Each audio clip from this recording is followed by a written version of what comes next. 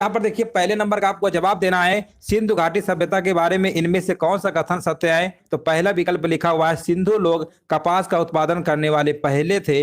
यही वाला विकल्प आपका क्या होगा, बिल्कुल करेक्ट आंसर आपका यहाँ पर हो जाएगा। जिनका भी जवाब क्वेश्चन नंबर पहले का ए नंबर आ रहा है ना, बिल्कुल सही जवाब दे रहे हैं। अगला प्रश्न बताइए।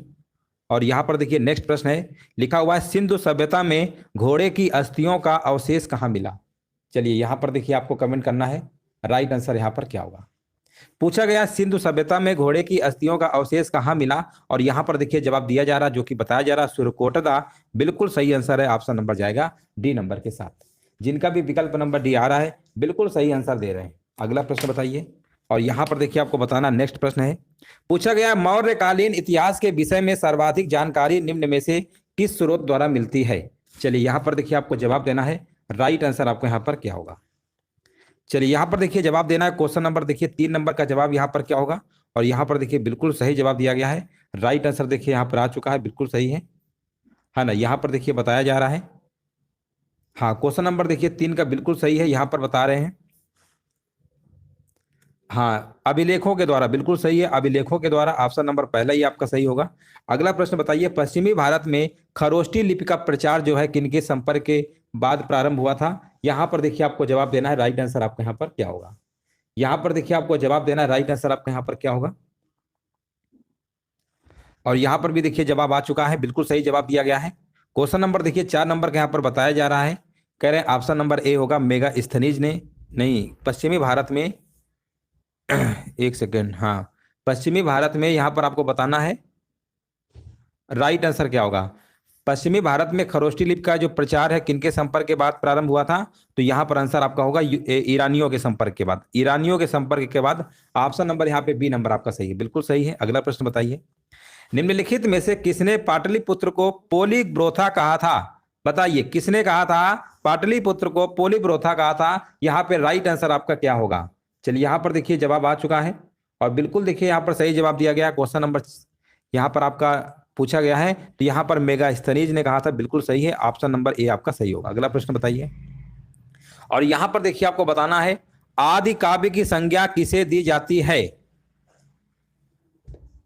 चलिए यहां पर देखिए आपको जवाब देना है, आदि काव्य की जो संज्ञा है किसे दी जाती है। यहां पर बताइए राइट आंसर क्या होगा।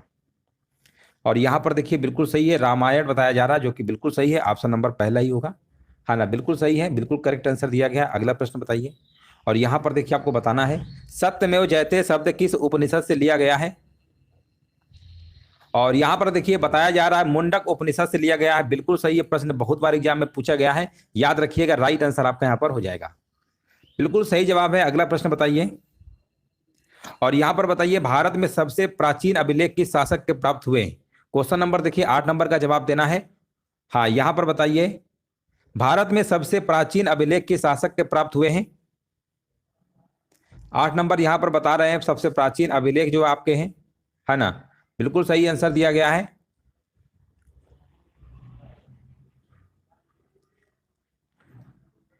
हाँ यहां पर देखिए कमेंट करिए, राइट आंसर क्या होगा। सम्राट अशोक बताया जा रहा है, जो कि बिल्कुल सही है ना। ऑप्शन नंबर यहां पर क्या होगा, अशोक लगा देंगे, विकल्प नंबर डी बिल्कुल सही है। अगला प्रश्न बताइए, प्राचीन काल में किन ग्रंथों में 16 महाजनपदों का उल्लेख है। 16 महाजनपदों का जो उल्लेख है कहां पर मिलता है। देखिए प्रश्न कई बार एग्जाम में पूछा जाता है, कई बार क्या होता है कि ऑप्शन में आपका अंगुत्तर निकाय दिया होगा, ठीक है ना, और यहाँ पर भगवती सूत्र नहीं दिया होगा, नहीं दिया होगा, तो फिर आप अंगुत्तर निकाय लगाइएगा। अगर अंगुत्तर निकाय भी है, भगवती सूत्र भी है, तो फिर आपको दोनों वाला लगा के आना है। इस चीज को विशेष ध्यान रखिए, क्योंकि बहुत बार क्या होता है ना, अंगुत्तर निकाय देखा, नजर में पड़ा, अक्सर किताबों में कई प्रश्न पूछा भी गया है, तो सभी लोग इसी को मार देते हैं। लेकिन अगर भगवती सूत्र भी दिया है तो फिर आपको ए और बी दोनों वाला सही लगाना होगा। इस चीज को समझ लीजिए अच्छे से, गलत नहीं करना एग्जाम में। अगला प्रश्न बताइए, सर्वप्रथम 1837 ईस्वी में अशोक के अभिलेखों को किसके द्वारा पढ़ा गया। यहां पर देखिए आपको जवाब देना है, और जवाब आ चुका है, कह रहे हैं जेम्स प्रिंसेप, है ना, बिल्कुल सही है, जेम्स प्रिंसेप यहाँ पर होगा, ऑप्शन नंबर प्रिंसेप होगा, ठीक है ना, ऑप्शन नंबर सी होगा। अगला प्रश्न बताइए। और यहां पर बताइए, प्राचीनतम व्याकरण अष्टाध्यायी के रचनाकार है। यहां पर देखिए आपको जवाब देना है, प्राचीन व्याकरण अष्टाध्यायी के रचनाकार हैं। 11 नंबर का कह रहे हैं महर्षि पाणिनि, बिल्कुल सही जवाब है ऑप्शन नंबर यहाँ पे डी नंबर आपका राइट आंसर आपका यहाँ पर होगा। अगला प्रश्न बताइए, यहाँ पर लिखा है सप्त सहस्त्री संहिता उपनाम ने निम्नलिखित में से किस ग्रंथ का है ना। सहस्त्री संहिता उपनाम यहाँ पर बताइए निम्नलिखित में से किस ग्रंथ का है। तो यहाँ पर आंसर क्या होगा 12 नंबर में, तो ये आपका महाभारत का है, ठीक है ना। महाभारत यहाँ पे बिल्कुल करेक्ट आंसर आपका यहाँ पर होगा। अगला प्रश्न देखिए, यहाँ पर आपसे पूछा गया है अधोलिखित अभिलेखों को उनके शासकों के द्वारा सुमेलित करिए। एक तरफ आपके अभिलेख हैं, दूसरी तरफ शासक हैं। जैसे पहला विकल्प है आपका यहाँ पर हाथी गुफा अभिलेख, रुद्रदामन, जूनागढ़ अभिलेख खारवेल, प्रयाग स्तंभ लेख पुलकेशिन द्वितीय और ऐहोल अभिलेख समुद्रगुप्त है। यहाँ पर देखिए मैचिंग कराइए, यहाँ पर आंसर क्या होगा। हाँ यहाँ पर देखिए जवाब हमारे बीच आ चुका है। देखिए यहाँ पर अगर हम बात करेंगे हाथी गुफा जो अभिलेख है आपका, ये आपका क्या है, ये आपका है खारवेल से, ठीक है ना, शासक संबंधित है। अगर हम जूनागढ़ की बात करेंगे तो ये आपका है रुद्रदामन है आपका। प्रयाग स्तंभ लेख की बात करेंगे तो यहाँ पर आपका हो जाएगा समुद्रगुप्त। प्रयाग स्तंभ वैसे भी आपने समुद्रगुप्त सुना ही होगा, 80 का चौथा है। और ऐहोल अभिलेख की बात करेंगे पुलकेशिन द्वितीय। आंसर जाएगा 2143 के साथ, विकल्प नंबर आपका ए नंबर बिल्कुल सही आंसर आपका होगा। नेक्स्ट प्रश्न बताइए, यहां पर पूछा गया सर्वाधिक प्राचीन पुराण कौन सा है। सर्वाधिक प्राचीन पुराण कौन सा है, तो यहां पर आंसर आपका हो जाएगा मत्स्य पुराण, पहला ही विकल्प आपका सही होगा। चलिए 15 नंबर का देखिए जवाब देना है, भारत का सर्व प्राचीन धर्म ग्रंथ कौन सा है, बताइए। भारत का सर्व प्राचीन धर्म ग्रंथ कौन सा है, तो यहां पर आंसर हो जाएगा वेद, विकल्प नंबर जाएगा सी नंबर के साथ, बिल्कुल सही जवाब है। वेद हिंदुओं का सबसे प्राचीन ग्रंथ है, बिल्कुल सही। अगला प्रश्न बताइए, और यहां पर देखिए आपको जवाब देना है, राइट आंसर क्या होगा। पूछा गया है भारतीय संगीत का जनक है। भारतीय जो संगीत है ना, ये किस वेद में देखने को मिलता है, ये हमने कई बार बताया है। सा से क्या होता है, सा फॉर सामवेद, ठीक है ना, बस ऐसे याद रखो, संगीत सामवेद, मैचिंग करा लीजिएगा, जहां मैचिंग कर जाए समझ जाओ वही वेद है। महावीर के जीवन कृत्यों तथा अन्य समकालिकों के साथ उनके संबंधों का विवरण कहां पर मिलता है। महावीर के अगर हम जीवन कृत्यों की बात करेंगे तो ये विवरण आपको देखने को मिलेगा भगवती सूत्र में। आंसर आपका यहाँ पर विकल्प आपका ए नंबर सही है। नेक्स्ट प्रश्न है, ऋग वैदिक काल के प्रारंभ में से किसे महत्वपूर्ण मूल्यवान संपत्ति समझा जाता था। और यहां पर देखिए 18 नंबर का जवाब आ चुका है, किसे महत्वपूर्ण मूल्यवान संपत्ति समझा जाता था। 18 नंबर कह रहे हैं काऊ, गाय, ऑप्शन नंबर बी। अगला प्रश्न है, भारतीय पुरातत्व का जनक किसे कहा जाता है, बहुत बार कराया है। और भारतीय पुरातत्व की जब जनक की बात करते हैं तो आंसर जाएगा अलेक्जेंडर कनिंघम के साथ, ऑप्शन नंबर ए। नेक्स्ट प्रश्न है, ताम्र पाषाण काल में महाराष्ट्र के लोग मृतकों को घर में फर्श के नीचे रखकर किस प्रकार दफनाते थे। किस प्रकार से दफनाते थे आपको बताना है। तो दफनाते थे ये उत्तर से दक्षिण की ओर, उत्तर से दक्षिण की ओर, पहला ही विकल्प आपका सही होगा। और यहां पर बताइए किसे चालकोलिथिक युग भी कहा जाता है, बताइए किसे, कौन से युग को, है ना, चालकोलिथिक युग कहते हैं, पूरा पाषाण युग को कहते हैं कि नव पाषाण युग को कहते हैं, या ताम्र पाषाण को कहते हैं या लौह युग को। तो यहाँ पर जवाब अगर आपका है ताम्र पाषाण युग तो समझ जाइए बिल्कुल सही जवाब है, ताम्र पाषाण युग को ही हम चालकोलिथिक युग कहते हैं, ऑप्शन जाएगा विकल्प नंबर सी के साथ। और यहाँ पर बताइए उस स्थल का नाम बताइए जो वर्तमान में बलूचिस्तान में स्थित है। कौन सा स्थल है जो इस समय वर्तमान में बलूचिस्तान में स्थित है। तो 22 नंबर के यहाँ पर जवाब बताया जा रहा है मेहरगढ़, बिल्कुल सही जवाब है, ऑप्शन नंबर सी होगा। राइट आंसर देखिए सभी का रहा है। और यहाँ पर देखिए आपको जवाब देना है, निम्नलिखित में से आमरी संस्कृति का उद्भव जो है ये कहाँ पर हुआ था। आमरी संस्कृति की अगर हम बात करेंगे इसका उद्भव कहाँ हुआ था, तो इसका उद्भव हुआ था आपका सिंध में हुआ था, Sindh, option number D number आपका सही होगा। यहां पर बताइए भारतीय पुरातत्व सर्वेक्षण विभाग की जो स्थापना है किसके कार्यकाल में हुई थी। यहां पर देखिए आपको बताना है भारतीय पुरातत्व सर्वेक्षण विभाग की स्थापना किसके कार्यकाल में हुई थी। क्या बात है, बिल्कुल सही जवाब दिया गया है ना। उस समय देखिए वो तो आपके अलेक्जेंडर कनिंघम तो चलो ठीक है, लेकिन उस समय जो वायसराय थे ना आपके कौन थे बताइए।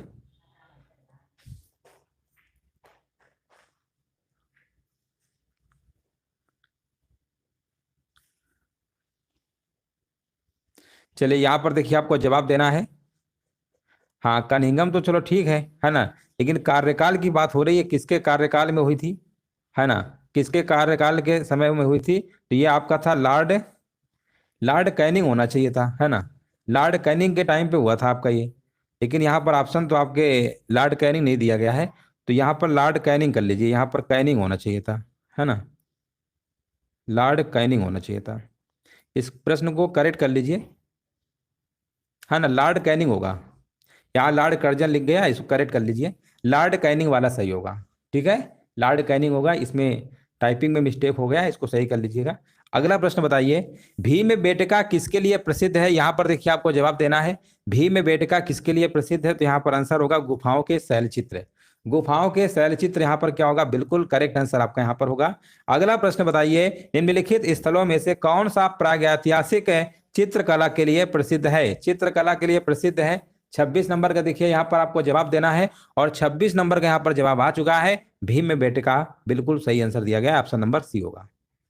जिनका भी जवाब 26 नंबर का सी आ रहा है ना, बिल्कुल सही जवाब है। और नेक्स्ट प्रश्न बताइए, और यहाँ पर देखिए आपको बताना है, और राइट प्रश्न बताइए। अगला प्रश्न है आपका 27 नंबर, भीमबेटका की गुफाएं कहाँ स्थित हैं? तो भीमबेटका गुफाएं कहाँ पर स्थित है? ये एमपी में पड़ता है, रायसेन, है ना। आंसर जाएगा विकल्प नंबर डी के साथ। अगला प्रश्न बताइए, और यहाँ पर राइट आंसर बताना है क्या होगा। उस स्थल का नाम बताइए जहां स्थायी जीवन के प्रमाण मिले हैं। स्थायी जीवन के जो प्रमाण मिले हैं, कहां पर मिले हैं? यहाँ पर देखिए आपको आंसर देना है, राइट आंसर यहाँ पर क्या होगा? हाँ, यहाँ पर देखिए आपको बताना है राइट आंसर क्या होगा, और बिल्कुल देखिए यहाँ पर बताया जा रहा है। हाँ चलिए, काफी लोगों के जवाब आ गए, अलग अलग आ रहे हैं, है ना। यहाँ पर देखिए जवाब आपको बताना है क्या होगा।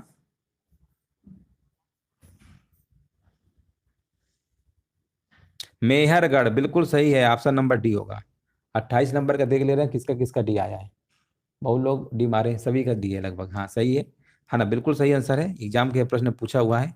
अगला प्रश्न बताइए, यहाँ पर बताइए, प्रथम मानव जीवाश्म में भारत की किस नदी घाटी से प्राप्त हुआ था? प्रथम मानव जीवाश्म जो है भारत की किस नदी घाटी से प्राप्त हुआ था?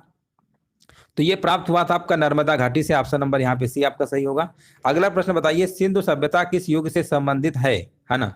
30 नंबर देखिए आपको बताना है, सिंधु जो सभ्यता है किस युग से संबंधित है? तो ये आपका आंसर हो जाएगा आदि ऐतिहासिक युग। आदि ऐतिहासिक युग यहाँ पर क्या होगा? बिल्कुल करेक्ट आंसर आपका यहाँ पर हो जाएगा, आदि ऐतिहासिक यहाँ पर बिल्कुल करेक्ट आंसर आपका होगा। देखिए, जिस काल में आपने देखा होगा कि लिखित विवरण तो मिलते हैं, लेकिन उनका हम अर्थ स्पष्ट नहीं कर सकते, नहीं कर पाए, तो उसको हम बोलते हैं आदि ऐतिहासिक काल। यहाँ पर आप देख सकते हैं, थोड़ा सा हमने यहाँ पर कुछ पॉइंट लिए, आप देख सकते हैं। जिस काल के इतिहास का लिखित विवरण नहीं मिलता है, जिसका लिखित विवरण ही नहीं मिलेगा, वो काल होता है प्राग ऐतिहासिक काल। तो अब तो याद हो गया अच्छे से, प्राग ऐतिहासिक काल में क्या होता है, उसमें कोई लिखित विवरण आपको मिलेगा ही नहीं, लिखित नहीं मिलेगा। जैसे पाषाण काल इसका एग्जाम्पल है आपका प्रागैतिहासिक काल का। हमने कहा जिस काल के लिखित विवरण तो मिल गए, अब उनको उनका अर्थ स्पष्ट नहीं हो सका, मतलब वो पढ़े नहीं जा सके, मिल तो गए लेकिन पढ़े नहीं जा सके, तो उसको हम बोलते हैं आदि ऐतिहासिक काल कहते हैं। जैसे सिंधु सभ्यता हो गया, वैदिक सभ्यता हो गया, ये सब आपके आदि ऐतिहासिक में आएगा। और जिस काल से लिखित साक्ष्य मिले और स्पष्ट विवरण भी मिल गया, उनको पढ़ भी लिया गया अच्छे से, उनको बोलते हैं ऐतिहासिक काल कहते हैं। जैसे आपने महाजनपदों के बाद के काल पढ़े, है ना, ये सब आपका हो गया। तो इस तरीके से आपका यहाँ पर क्लियर हो गया, कोई इसमें डाउट नहीं होगा। और अगला प्रश्न बताइए, निम्नलिखित में से कौन सुमेलित नहीं है ना। यहाँ पर देखिए आपको बताना है, निम्नलिखित में से कौन सा सुमेलित नहीं है, राइट आंसर बताइए यहाँ पर क्या होगा। चलिए यहाँ पर बताइए राइट आंसर क्या होगा।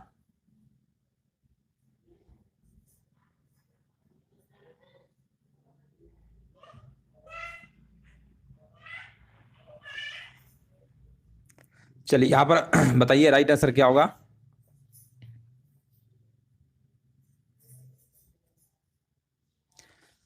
देखिए यहाँ पर जो आपका है ना, धौलावीरा की अगर हम बात करेंगे तो ये वीके थापर नहीं थे, ये तो आपके कौन थे आपके, धौलावीरा की अगर हम बात करेंगे तो ये आपके थे ये आर एस बिष्ट थे शायद, है ना। तो यहाँ पर आपका यही सुमेलित नहीं है, बाकी सब है आपके, है ना, यही वाला होगा आपका। ऑप्शन नंबर यहाँ पर डी नंबर होगा, देख लीजिए सभी का आ रहा है।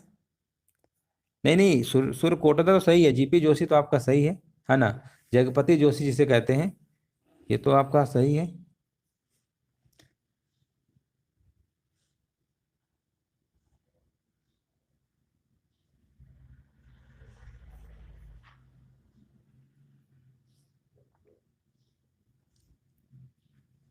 धौलावीरा की जो आपकी खोज है,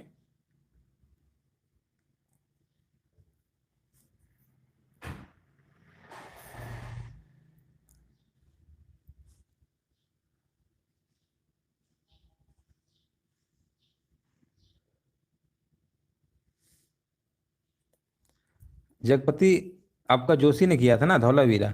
ऑप्शन नंबर डी होगा, डी भी सही है। धौलावीरा तो देखिए बोला गया कौन सुमेलित नहीं है ना। सुमेलित वाला जब पूछा गया है तो यहाँ पर जो आपका है ना, देखिए धौलावीरा की जो खोज है 1967 में आपकी जगपति जोशी ने किया था, ये तो सही बात है ना। और यहाँ पर वीके थापर लिखा, यही वाला आपका नहीं है।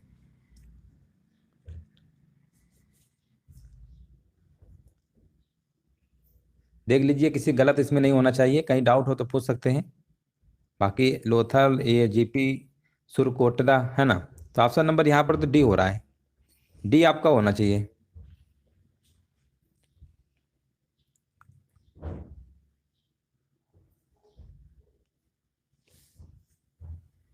देखिए सुरकोटला जो है इसकी तो आपकी जगपति जोशी ने किया था, ये तो सही है। ऑप्शन नंबर डी कंफर्म है, बिल्कुल है, सही है। आगे बढ़ते हैं। यही सुमेलित नहीं था, ठीक है ना, डी होगा, हाँ बिल्कुल सही है। देखिए एक एक प्रश्न इंपॉर्टेंट है, थोड़ा समय लगता है, किसी डाउट है तो उसमें कोई दिक्कत की बात नहीं है, लेकिन गलत नहीं होना चाहिए, है ना। बहुत अच्छे से पढ़ना है आपको। मोहनजोदड़ो में सबसे बड़ी इमारत कौन सी थी, यहाँ पर बताइए। तो सबसे बड़ी इमारत की बात करेंगे तो अन्नागार थी, है ना, अन्नागार थी। ऑप्शन नंबर यहाँ पे बी होगा। अगला प्रश्न बताइए, यहां पर आपसे पूछा गया है सिंधु घाटी सभ्यता का कौन सा स्थल भारत में स्थित है। सिंधु घाटी सभ्यता का कौन सा स्थल भारत में स्थित है। आ गया जवाब।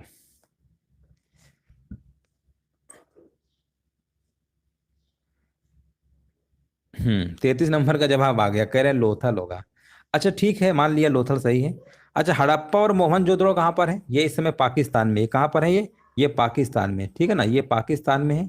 और लोथल आपका कहाँ पर है, लोथल लोथल आपका कहाँ पे है? गुजरात में। कहाँ पे है, गुजरात में, ठीक है ना, ये गुजरात राज्य में है। गुजरात यूपी में अपने देश में ही पड़ता है। तो यहाँ पर आंसर आपका बिल्कुल सही जवाब दिया गया है ना, बिल्कुल राइट आंसर है। अगला प्रश्न बताइए। हड़प्पा कालीन स्थल रंगपुर किस राज्य में स्थित है। देखिए कोई भी प्रश्न एक एक प्रश्न इंपॉर्टेंट होता है, और परीक्षा अब आपका नजदीक है तो इस वजह से एक भी रॉन्ग प्रश्न नहीं पढ़ना है। कहीं भी डाउट हो क्लियर कर लीजिएगा, लेकिन गलत आपको नहीं पढ़ना है। हड़प्पा कालीन स्थल जो है रंगपुर किस राज्य में स्थित है, बताइए। हड़प्पा कालीन रंगपुर किस राज्य में स्थित है। जवाब आ गया, रंगपुर बता रहे हैं, कह रहे हैं गुजरात में स्थित है। गुजरात में, देख लीजिए 34 नंबर, सभी का सही होना चाहिए, हाँ बिल्कुल सही है। अगला प्रश्न बताइए। अच्छा यहाँ पर बताइए, सिंधु घाटी सभ्यता का कौन सा स्थल वर्तमान में पाकिस्तान में स्थित है। अभी हमने बताया था पाकिस्तान में कौन कौन से बताया था, अभी अभी जस्ट बताया था। हड़प्पा और मोहनजोदड़ो बताया था, तो बस हड़प्पा वाला लगा दीजिए। अभी हमने हड़प्पा बताया था और मोहनजोदड़ो बताया था, ठीक है ना, यहाँ पे राइट आंसर आपका हो जाएगा। लोथल गुजरात में है ना। कालीबंगा कहाँ है, कालीबंगा बताइए कमेंट करके कहाँ पर है ना। कालीबंगा जो है कौन से राज्य में स्थित है, कमेंट करके बताइए। 35 नंबर, फिर हम आगे बढ़े। कालीबंगा बताइए स्थल कौन से राज्य में है, जल्दी से बताइए फिर हम आगे बढ़े। कालीबंगा, कालीबंगा, जल्दी से कमेंट करिए, फिर नेक्स्ट क्वेश्चन लाएं। 36 नंबर, कालीबंगा बताइए, कालीबंगा। राजस्थान, बिल्कुल सही है। ऑप्शन नंबर यहाँ पर क्या होगा, राजस्थान होगा। लोथल गुजरात में है ना, कालीबंगा।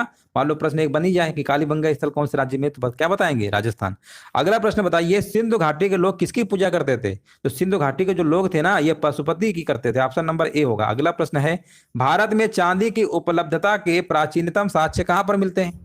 भारत में चांदी की उपलब्धता के प्राचीनतम साक्ष्य कहाँ पर मिलते हैं, ये आपको देखने को मिलेंगे हड़प्पा संस्कृति में। कहाँ पे मिलते हैं, हड़प्पा संस्कृति में मिलते हैं। और अगला प्रश्न बताइए, सिंधु सभ्यता के लोग किस धातु से अपरिचित थे। अब ऐसी कौन सी धातु से जिनको उनको ज्ञान ही नहीं था। तो तांबा से उनको ज्ञान था, सोना भी जानते थे, चांदी भी जानते थे, बट लोहा नहीं जानते थे, है ना, लोहा नहीं जानते थे। ऑप्शन नंबर यहाँ पे डी नंबर आप लगा दीजिए। अगला प्रश्न बताइए, लोथल नामक स्थान पर निम्नलिखित शब्दों में से किसका, है ना, पत्तन नगर था। यहाँ पर बताइए, यहाँ पर आपको बताना है, लोथल नामक स्थान पर निम्नलिखित में से किसका पत्तन नगर था।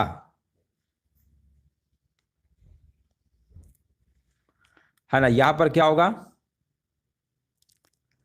हाँ, निम्नलिखित में से, है ना, निम्नलिखित में से किसका पत्तनगर बंदरगाह था?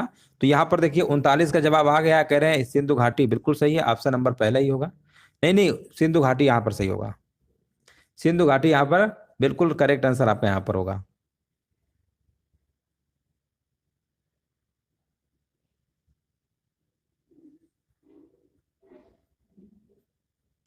चलिए आगे बढ़ते हैं।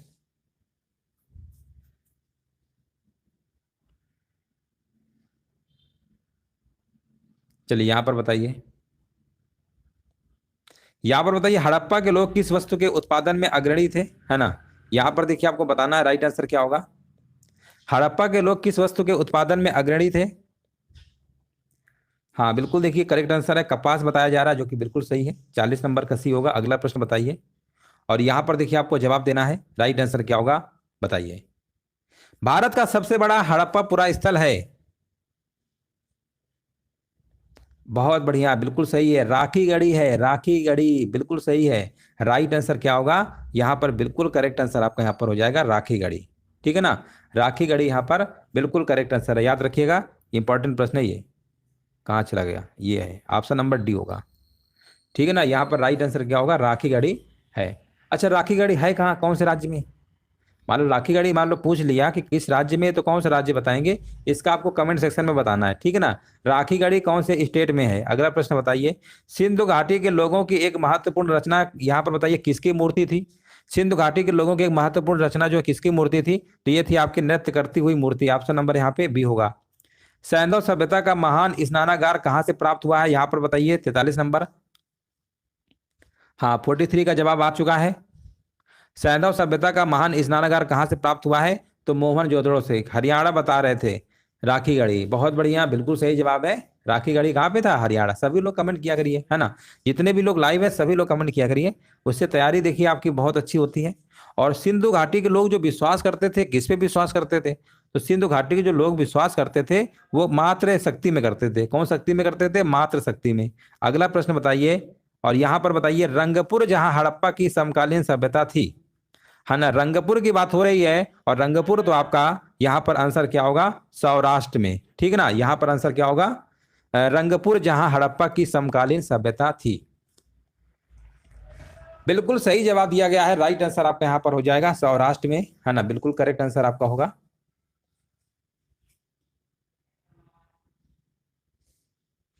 चलिए आगे बढ़ते हैं। हड़प्पा में एक उन्नत जल प्रबंधन व्यवस्था का साक्ष्य प्राप्त हुआ है। हड़प्पा में एक उन्नत जल प्रबंधन व्यवस्था का जो साक्ष्य प्राप्त हुआ है वो प्राप्त हुआ है आपका धौलावीरा से, विकल्प आपका बी नंबर सही होगा। और नेक्स्ट प्रश्न बताइए, प्राचीन भारत पर पहला विदेशी आक्रमण किसके द्वारा किया गया था? प्राचीन भारत पर पहला जो विदेशी आक्रमण है किसके द्वारा किया गया था? तो ये किया गया था आपका ईरानियों के द्वारा, ऑप्शन नंबर सही होगा बी नंबर। बहुत बढ़िया, बिल्कुल सही जवाब है। यहां पर देखिए आपको नेक्स्ट प्रश्न बताइए, सी यू की नामक यात्रा विवरण निम्नलिखित में से किससे संबंधित है ना। यहां पर देखिए आपको बताना है राइट आंसर आपका यहां पर क्या होगा। और यहां पर देखिए जवाब आ चुका है, बिल्कुल सही जवाब दिया गया है ना। ऑप्शन नंबर यहां पर बताया जा रहा है ना, बिल्कुल सही है। ऑप्शन नंबर ह्वेनसांग बता रहे हैं, ऑप्शन नंबर डी होगा, बिल्कुल सही है। ऑप्शन नंबर यहाँ पर क्या होगा? ह्वेनसांग जो है हर्षवर्धन के शासनकाल में आए थे। अगला प्रश्न बताइए, 14वीं सदी ईसा पूर्व का एक अभिलेख जिसमें वैदिक देवताओं का वर्णन है प्राप्त हुआ है, ये कहाँ से प्राप्त हुआ है? ये प्राप्त हुआ है आपका बोगज कोई से, है ना, बोगज कोई से। ऑप्शन नंबर यहाँ पर आपका बी नंबर सही होगा। अगला प्रश्न बताइए, पूरा पाषाण काल मानव का मुख्य व्यवसाय क्या था? यहाँ पर देखिए आपको बताना है राइट आंसर यहाँ पर क्या होगा। चलिए बताइए, पूरा पाषाण काल मानव का मुख्य व्यवसाय क्या था? अब पूरा पाषाण काल का जो मुख्य व्यवसाय था ना, शिकार करना था। वो शिकार करते थे, और शिकार करके क्या करते थे? कंदमूल फल खा के अपना पेट भरते थे, है ना। तो आंसर जाएगा विकल्प नंबर डी के साथ। अगला प्रश्न बताइए, और यहाँ पर देखिए आपको जवाब देना, निम्नलिखित में से कौन सा सिंधु घाटी की सभ्यता संबंधित स्थल नहीं है ना। 51 नंबर का देखिए आपको जवाब देना है, राइट आंसर यहाँ पर क्या होगा? 51 नंबर का देखिए आपको जवाब देना है, और जवाब हमारे बीच आ चुका है। 51 नंबर का देखिए यहाँ पर कमेंट करिए, राइट आंसर यहाँ पर क्या होगा। और 51 नंबर कह रहे हैं सी नंबर होगा, पाटलिपुत्र। अब देखिए पाटलिपुत्र के बारे में थोड़ा जान लीजिए। यहाँ पर तृतीय बौद्ध सभा आपकी आयोजित की गई थी, ठीक है ना, तृतीय। यहाँ पर आप देख सकते हैं, थोड़ा डिटेल में यहाँ पर हम आपको बता दे रहे हैं। लोथल से जो प्राप्त वस्तुएं हैं वो आपके युगल समाधि, पत्तन, घोड़े का अवशेष, धान की भूसी तथा वृत्ताकार अग्निवेदिका। रोपड़ से जो प्राप्त वस्तुएं हैं, तांबे की कुल्हाड़ी, मानव कंकाल के साथ कुत्ता। कालीबंगा से जुते हुए खेत हैं, अग्निकुंड है आदि के अवशेष प्राप्त हुए हैं। पाटलिपुत्र में तृतीय बौद्ध सभा आयोजित की गई थी, जिसके अध्यक्ष अध्यक्ष जो आपके थे मोगली शिष्य से, जो कि शासक अशोक से संबंधित थे। पाटलिपुत्र सिंधु घाटी सभ्यता से संबंधित नहीं है। ठीक है ना, इस तरीके से आपने देख लिया कि कौन कौन से आपके किससे क्या संबंधित आपका था। चलिए आगे बढ़ते हैं। और यहाँ पर देखिए, यहाँ पर राइट आंसर क्या होगा। क्वेश्चन हमने लिख दिया है थंबनेल में पहले ही, कितने प्रश्न है, जो लिखते हैं उतने ही है ना। थंबनेल में देखिए लिखा होगा, टाइटल में भी लिखा हुआ है कितने प्रश्न है। चलिए यहाँ पर जवाब दीजिए। मोहनजोदड़ो एवं हड़प्पा की पुरातात्विक खुदाई के प्रभारी थे। 52 नंबर का जवाब यहाँ पर क्या होगा, तो 52 नंबर का यहाँ पर जवाब बताया जा रहा है सर जॉन मार्शल। बिल्कुल सही है। ऑप्शन नंबर यहाँ पे बी नंबर जिनका भी आ रहा है जवाब, बिल्कुल सही जवाब दे रहे हैं।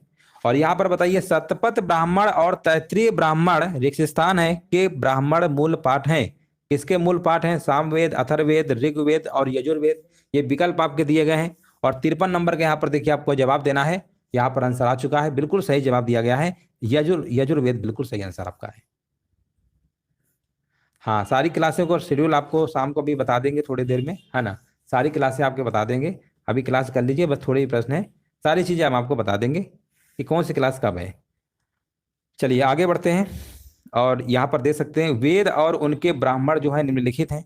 ऋग्वेद यानी ऐतरेय ब्राह्मण और कोशित की ब्राह्मण, शुक्ल यजुर्वेद में शतपथ ब्राह्मण है, और कृष्ण यजुर्वेद यानी यजुर्वेद ही तो आएगा ऑप्शन। ठीक है ना। और यहाँ पर आप देख सकते हैं, सामवेद में पंचविश ब्राह्मण है, अथर्ववेद में गोपद ब्राह्मण है। अगला प्रश्न बताइए। और यहाँ पर देखिए जवाब देना है, सूची फर्स्ट सूची सेकंड को सुमेलित करना है। और एक तरफ आपके हड़प्पा स्थल है, दूसरी तरफ स्थितियां हैं। मांडा कहाँ पर है, दायमाबाद कहाँ पर है, कालीबंगा कहाँ पर है, राखीगढ़ी कहाँ है। अभी राखीगढ़ी की हमने चर्चा किया तो आप लोगों ने कहा था हरियाणा में, अभी अभी थोड़ी देर पहले ही पढ़ाया था। तो डी नंबर का देख लो दूसरा कहाँ है। अरे ये तो बिल्कुल कमाल हो गया, कमाल हो गया। डी का सिर्फ एक ही विकल्प में दिया था, 3412, बस हो गया। 3412 बिल्कुल सही जवाब है, 54 नंबर का सी होगा। अगला प्रश्न बताइए।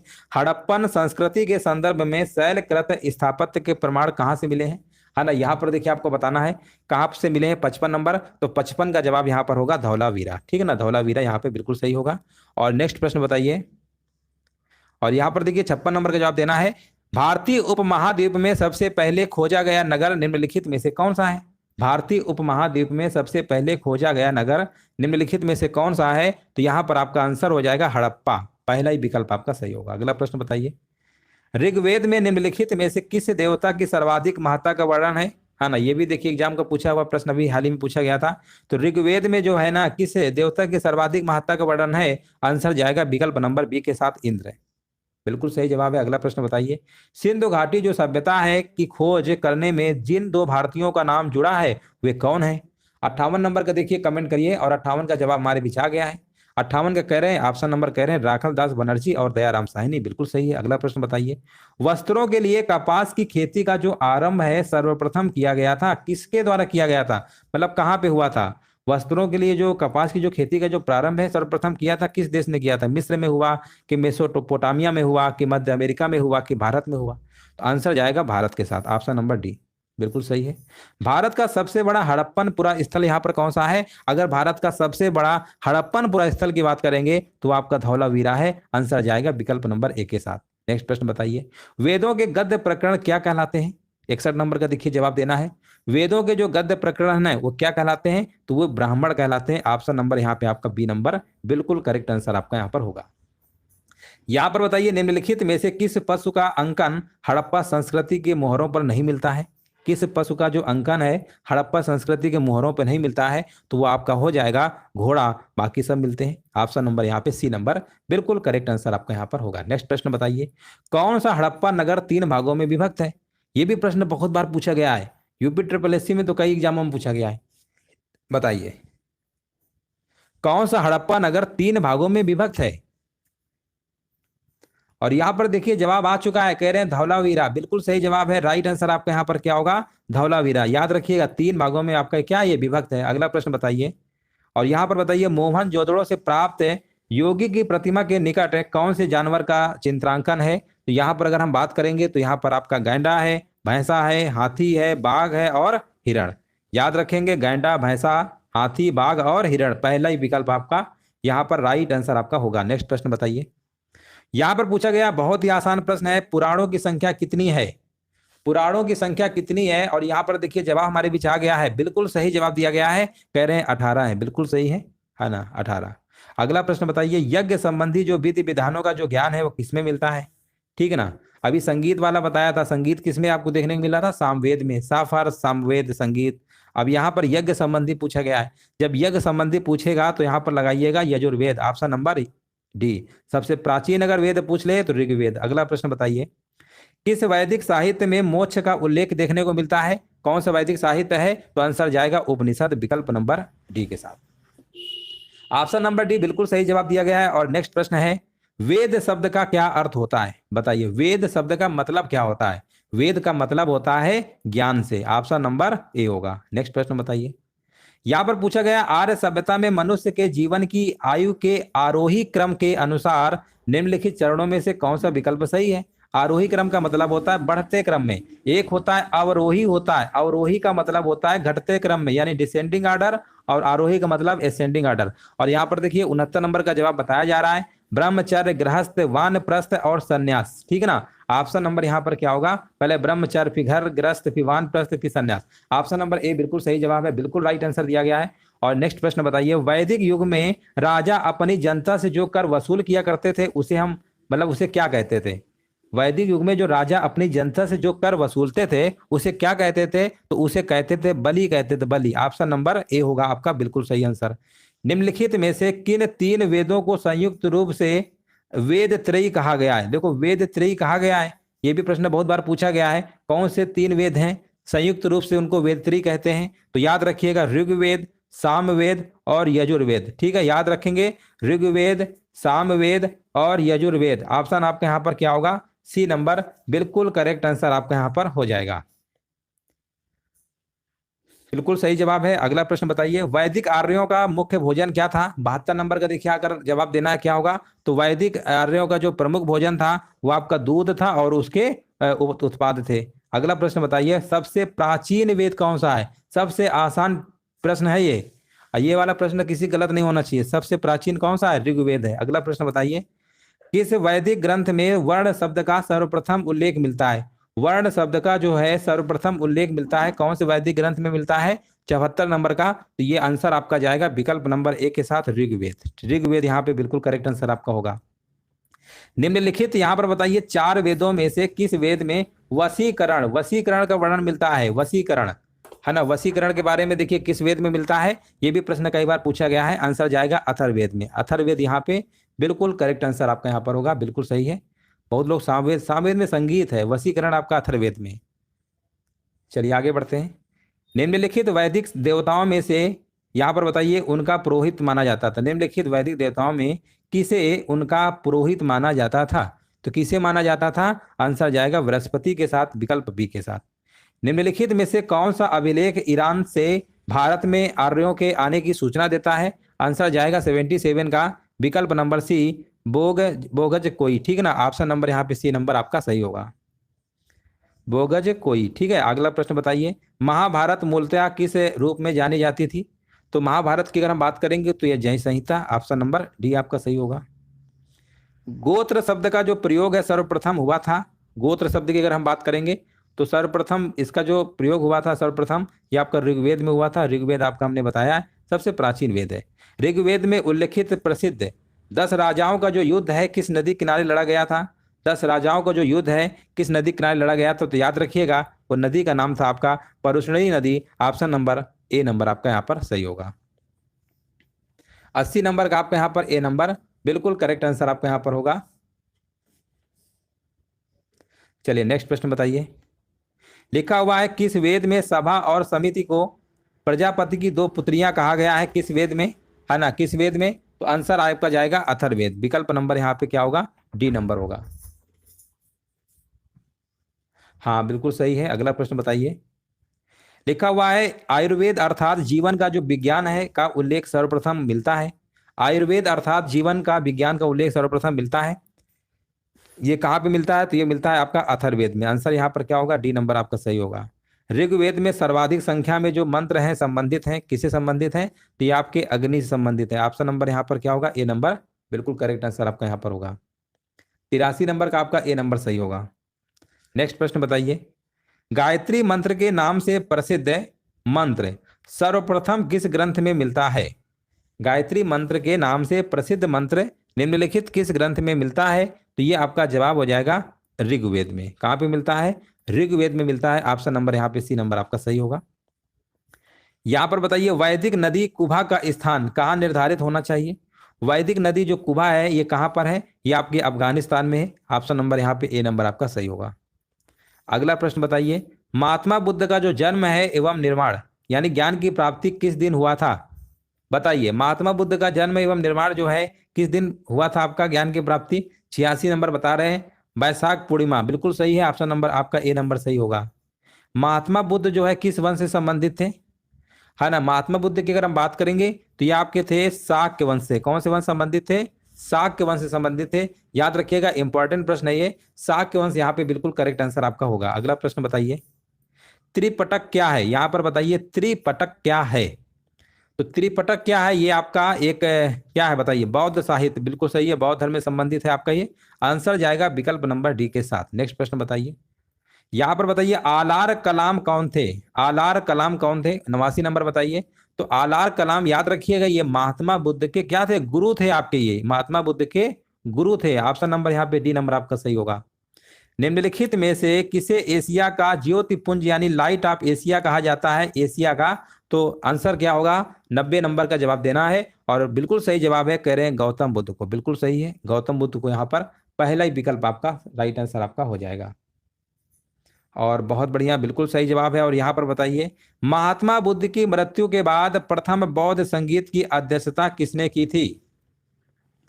यहां पर देखिए आपको जवाब देना है, महात्मा बुद्ध की मृत्यु के बाद प्रथम बौद्ध संगीत की जो अध्यक्षता है किसने किया था? तो ये किया था आपका महाकश्यप ने किया था। आंसर जाएगा विकल्प नंबर ए के साथ। नेक्स्ट प्रश्न बताइए, शून्यता के सिद्धांत का सर्वप्रथम प्रतिपादन करने वाले बौद्ध दार्शनिक का नाम क्या है? शून्यता के सिद्धांत का सर्वप्रथम प्रतिपादन करने वाले जो बौद्ध दार्शनिक थे उनका नाम था नागार्जुन। आंसर जाएगा विकल्प नंबर ए के साथ। निम्नलिखित में से कौन एक अशोक का अभिलेख इस परंपरा की पुष्टि करता है कि गौतम बुद्ध का जन्म जो है लुम्बिनी में हुआ था? वैसे जन्म सभी को पता है लुम्बिनी में हुआ था। ये कौन सा अभिलेख इसकी पुष्टि करता है? तो अभिलेख का नाम है रुम्नी देई स्तंभ अभिलेख। ऑप्शन नंबर डी आपका सही होगा। नेक्स्ट प्रश्न बताइए, महावीर स्वामी का जन्म किस कुल में हुआ था? 94 नंबर का देखिए जवाब आ चुका है।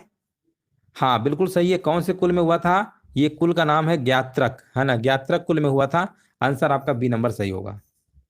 गौतम बुद्ध का महापरिनिर्वाण जिस राज्य में हुआ था वो बताइए। उसमें महाजनपद चलते थे आपके, तो किस राज्य में हुआ था?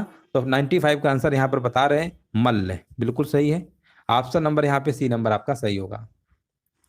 यहाँ पर बताइए, सप्तवर्णी गुफा कहाँ पर स्थित है? सप्तवर्णी गुफा की बात करेंगे तो ये आपका कहाँ पर स्थित है? ये आपकी राजगृह में स्थित है। ऑप्शन नंबर यहाँ पे आपका सी नंबर सही होगा।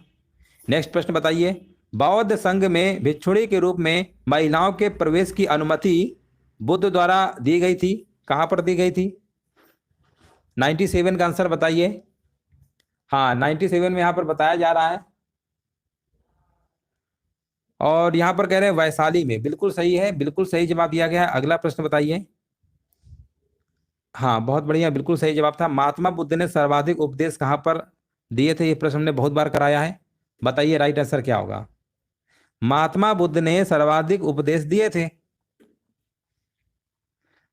कह रहे हैं बिल्कुल सही है, श्रावस्ती में दिए थे ना। बिल्कुल सही है ना। राइट आंसर यहाँ पर श्रावस्ती लगा देंगे। Option number B.